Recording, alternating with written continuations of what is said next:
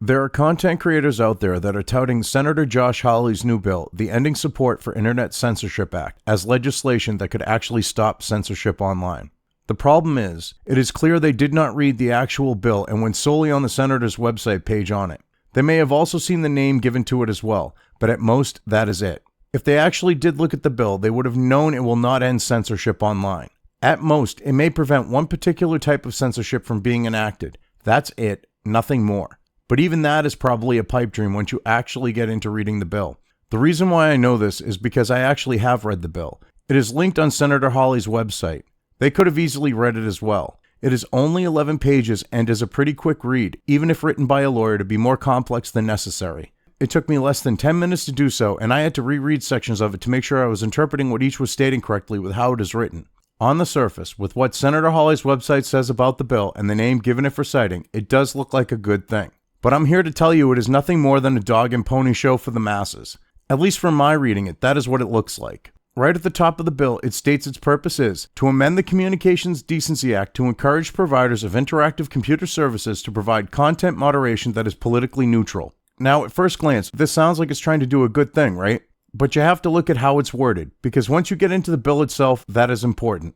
When a bill says it's going to try to encourage something, there's going to be loopholes and other ways to get around compliance, while also appearing to comply. Also, the choice of the word encourage gives the connotation that this bill could have been written with the help of Silicon Valley or their friends in Washington, especially once you start reading it. It is not a word usually chosen when bringing about compliance with existing legislation that should already be enforceable. Not only that, it clearly denotes that it will be voluntary to do so. That should set off alarms and raise red flags right there. Another thing that stands out, as it should with the stated purpose of this bill, is the last part about provide content moderation that is politically neutral. To someone out here who is aware of the censorship going on that hasn't read the bill, but seen the stated purpose, this would sound like it's going to nip censorship in the bud. With normies seeing that, it will have the same effect. But to someone who understands choices in words, it does not do that. Before even getting into the bill, seeing that, I knew something was up. Politically neutral moderation in regards to actual censorship does not mean shit. No matter how you place these words together in a sentence, it looks and sounds like an autistic wrote it. Not a very smart one either. This is because no moderation can be truly politically neutral. This is especially true in this day and age of Trump deranged spurgs. On social media, everything has become political in some way, shape, or form. For example, a platform taking a stance on hate speech has done so solely based on political beliefs. Yet nothing like this is addressed in this bill, and it is supposed to be encouraging politically neutral moderation. Just look at Twitter, and they're going after people for tweeting learn to code to journalists, public figures mind you, as another example of politically motivated moderation. If the actual intent was to stop censorship using Section 230, as this bill supposedly would do, enforcing it as is right now would be a good idea for starters. Adding this amendment to it won't do or mean a damn thing if the Communications Decency Act isn't going to be enforced in the first place. Not only that, if the intent of amending Section 230 with this bill was to actually end any sort of censorship, it would have flat out been written to state, provide content moderation that is compliant with the First Amendment, because free speech and the First Amendment itself are both apolitical.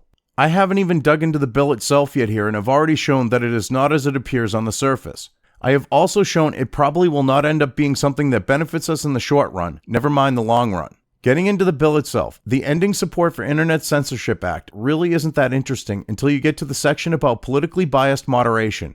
Up until that point, it just lays out the basics of the new certification for Section 230 and the intent of the bill, not much else. When you do get to the section on politically biased moderation is where you really need to start paying attention. It is a joke. See for yourselves. Politically biased moderation. The moderation practices of a provider of an interactive computer service are politically biased if the provider moderates information provided by other information content providers in a manner that is designed to negatively affect a political party, political candidate, or political viewpoint, or disproportionately restricts or promotes access to or the availability of information from a political party, political candidate, or a political viewpoint. Or an officer or employee of the provider makes a decision about moderating information provided by other information content providers that is motivated by an intent to negatively affect a political party, political candidate, or political viewpoint. Just look at how narrowly defined political bias moderation is here. It only covers speech regarding a political party, candidate, or point of view. On the note of point of view, this is completely subjective, and we know how much the left in Silicon Valley loves to exploit things that are. To someone not on the left, maybe even on it, dead naming someone who is trans could be considered a statement made from a political viewpoint. The same is true with telling members of the legacy media to learn how to code. Saying there are only two genders is another example of where this could also be a situation of political speech. Yet, we all know that Silicon Valley is not going to see these things as speech made from a political point of view ever. Because they won't, as we have seen happen already, people will still get banned for making that type of political speech.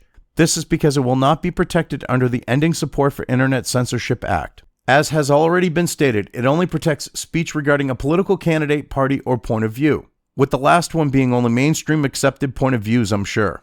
As far as I can see, Hawley is looking out for himself here, and Silicon Valley was probably involved in the drafting of this bill.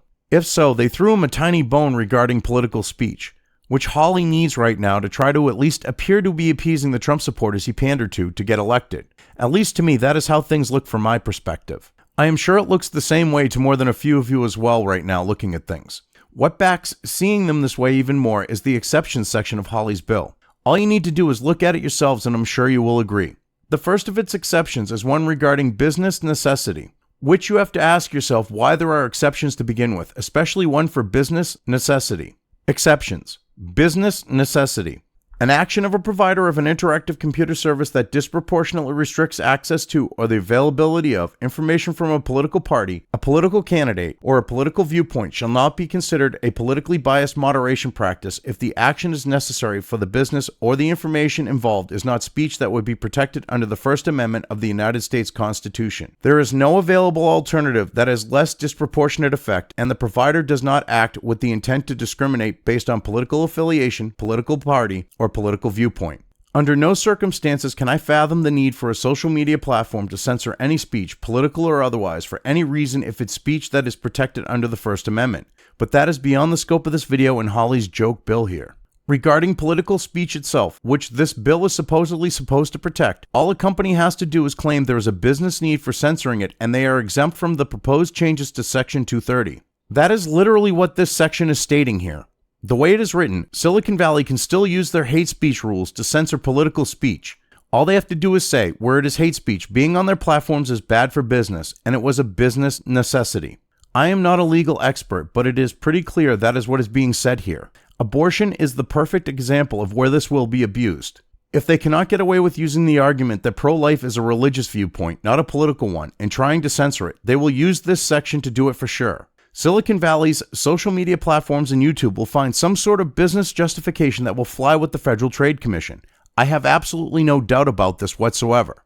Anything that they cannot get away with censoring through making claims it is not political speech, this will be their way for them to do so. They will use this to continue exactly what they are doing right now and still get to enjoy the protections of Section 230 of the Communications Decency Act. This is being handed to them on a silver platter here with the Ending Support for Internet Censorship Act. They would be stupid not to take advantage of it. The next exception Hawley's bill would provide is regarding employees.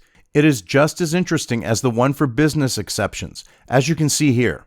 Actions by employees. A provider of an interactive computer service shall not be denied a certification under this subparagraph on the basis of an employee of the provider acting in the manner described in clause I in making a decision about moderating information provided by other information content providers if the provider immediately upon learning of the actions of the employee publicly discloses in a conspicuous manner that an employee of the provider acted in a politically biased manner with respect to moderating information content and terminates or otherwise disciplines the employee. Out of the whole bill, this is probably the easiest and most exploitable section of it. Silicon Valley can still enact their censorship while hiding behind their employees and get away with it without much effort. They are censoring people right now, and whistleblowers exposing it are few and far between. If the Ending Support for Internet Censorship Act were to become law and Section 230 was amended, all they would do is just tighten the ranks and make sure that those involved in censorship are more willing to go along with it. That is common sense. They are not about to stop. If they are close to getting caught, or they think they are about to, they have the perfect out here. All these companies need to do is publicly announce that an employee was caught censoring under the narrow protections set forth in this bill, and they are protected from any repercussions. They just need an employee willing to take a slap on the wrist where the option to discipline is available and is not specified. With how many leftists these companies have, I am sure they'd have volunteers lined up ready to thrust themselves on their swords in the name of ideology and so they can virtue signal. The fact that there is no requirement to prove that an employee is the culprit behind the censorship of what would supposedly be protected political speech under this bill's very limited definition of it should speak volumes. We would be expected to take the word of these companies and those who run them. The very same people we have seen lie before Congress about their censoring based on political beliefs. From where I'm standing, that makes absolutely no sense to me. That is, unless this is the plan for and intended use of this exception, then it makes complete and total sense. The rest of this bill is the logistics of it, but there is one thing to note tucked away in all of that. It also needs consideration as well: how long it will take to go into effect once signed into law. If you were thinking that if this bill made it through Congress and was signed into law, it would go into effect before the 2020 presidential election, don't hold your breath, because it's never going to happen. As you can see, there is an 18-month period before it goes into effect. Right now, there is little over 16 months before the 2020 presidential election. Do the math. Even if it were to somehow make it through Congress tomorrow and Trump signed it into law the same day, it would be too little too late. Well, actually, a little bit of nothing too late. It is these aspects of the Ending Support for Internet Censorship Act that had me saying this is a dog and pony show towards the beginning of this video. As you have seen for yourselves, you now know why I did it, because it is one. This piece of legislation I wouldn't even wipe my ass with is the political equivalent to the use of the Colosseum to distract the masses in ancient Rome. The intent behind the two is exactly the same: keep the attention of the people off of the actions being taken against them. They even share giving the masses a sacrifice. Mind you, with one it was Christians. The other, Silicon Valley, possibly, just maybe, might be giving up a little of its censorship. That is, if we are lucky. If Senator Hawley had any intention of fighting censorship online, well, the federal government doing it, you would not have seen the things I have shown you in this bill to amend the Communications Decency Act. For the most part, it allows Silicon Valley to continue operating as they have been. In regards to censorship, it will be business as usual for them. The only way the Ending Support for Internet Censorship Act would actually accomplish anything in regards to censorship is if it was extensively rewritten. It would take more than just amending it. The certification and platform size aspects of the bill, that is fine. Both maybe could use some reworking, but they aren't total write-offs. That is, if enforcement of Section 230 were to actually happen in the first place, like it should be happening right now. Every section of this bill referring to political speech, its protection, moderation of it, the definition of it, etc., all of it has to go and be replaced with language that compels the compliance with all aspects of the First Amendment. I am talking about social media and other related platforms that need certification having to comply fully with its protections of speech, religion, and press if they want the special immunity granted by Section 230 of the Communications Decency Act. Without this, any and all legislation attempting to stop censorship will fail. It really is that simple. Those provisions/exceptions I showed you that would allow them to censor, of course they would have to go as well. There should only be one provision for the censoring of content. That is when said content is not protected speech under the First Amendment, such as with a call to action or threat. Other than that, all speech should be fair game. There is one last thing the Ending Support for Internet Censorship Act would have to have as part of it in rewriting it. That would be the reinstatement retroactively of everyone who was removed from Silicon Valley platforms for protected speech. Then and only then would this bill actually do something about Silicon Valley's censorship. In closing, I am sure there are some of you right now who believe that I am not a libertarian of any sort with what I just said towards the end here about what would be necessary for this bill to be able to actually do something about censorship. Let me dispel that for you. First off, corporations are not people and should not have the same protections under the law. The founding fathers of the United States did not believe in their use except under very limited circumstances, such as with public works projects, and once the job is through, should be dissolved. If those running corporations today were the ones directly liable under the law, do you honestly believe that they would be operating how they are? Of course not. That aside, companies like Facebook, Twitter, and YouTube all have been granted special protections under the law from both civil and criminal penalties that would result from individuals posting on their websites as long as they act as platforms. Where they are not held to the same legal standards as you or I, or companies and outlets that are not considered platforms for that matter, there is nothing wrong with requiring them to comply with the First Amendment in order to have the protections that they do. The type of protections they have, they should have to jump through a hell of a lot of hoops for, but they don't. Requiring these corporations to jump through this one hoop for the protections they enjoy that make them a shielded legal class, I have absolutely no problem with, where they have become a hybrid of the phone company and a modern digital square. Because in the end, they do not have to be platforms. Being a platform is not a right. It is a special legal privilege they are granted. Therefore, I'm not trying to deprive them of their rights, nor am I trying to inhibit their ability to conduct business. Social media sites and others like YouTube can still operate without these special protections if they so choose. Having said that, in my saying what I have not violated the non-aggression principle, nor am I calling for it to be violated. What I am calling for is the special deal that Silicon Valley companies have as platforms to be changed to make it fair for Americans and others and give them a level playing field online. If you liked this video, depending on where you are watching it, please give it an upvote or thumbs up. If you want to know when new content of mine hits the internet, don't forget to subscribe to one or more of my social media or video accounts listed here. Also, with YouTube, don't forget to ring that bell. You can find all of my video content on both BitChute and YouTube. This may not be the case with other places I upload to, but I will try to minimize this happening. You are always welcome to interact with me at any of these sites on the list, so feel free to do so. If you have anything you want me to cover in a video, when it comes to news or current events, send it right along to me. I will try to do my best to cover it. As always, thank you for watching.